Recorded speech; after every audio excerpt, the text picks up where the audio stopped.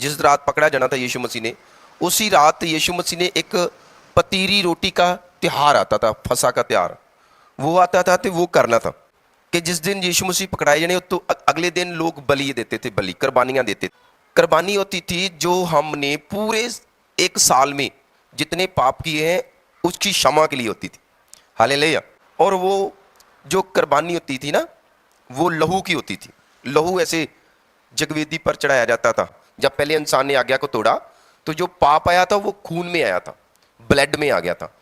तो जो वो पाप को कभी भी कोई खत्म नहीं कर सकता, ना उसकी क्षमा मिल सकती थी, कभी नहीं, कभी उनकी माफी नहीं। जब तक उनकी माफी नहीं मिलती थी, जो रिश्ता टूट चुका था परमेश्वर से, वो जुड़ना है दोबारा, तभी जुड़ना था जब उनकी क्षमा मिलती। तो क्षमा कोई जो खुद पाप में है वो किसी को कैसे, जो सजा के हेठ है, वो किसी को कैसे कहेगा कि मैं तुम्हें क्षमा दे सकता हूं। हालेलुया।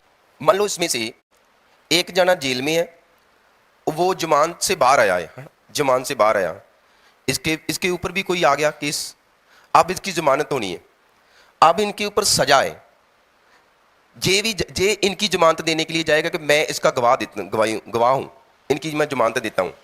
क्या जज इनकी जमानत कबूल करेगा? क्यों नहीं करेगा? क्योंकि इन सजा के हेठ आ चुका है। जज कभी भी कबूल नहीं करेगा जमानत उनकी जो सजा के हेठ है।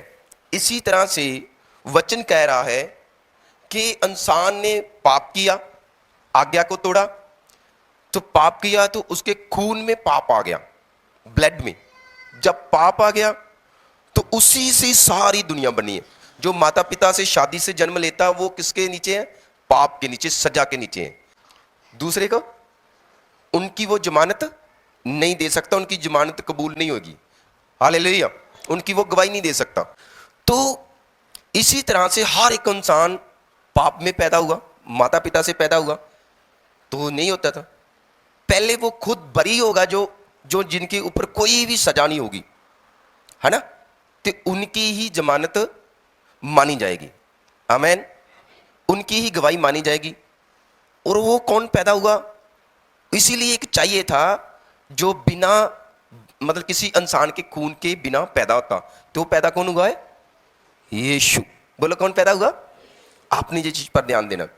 दुनिया में और कोई नहीं। देखो आज इंसानों के अंदर डर है, किसी जात का, किसी धर्म का, इंसानों का, बहन भाइयों का, गली मोहल्ले वालों का। अरे जिनके अंदर डर है उन्हें अभी समझ नहीं आई परमेश्वर की। हालेलुया।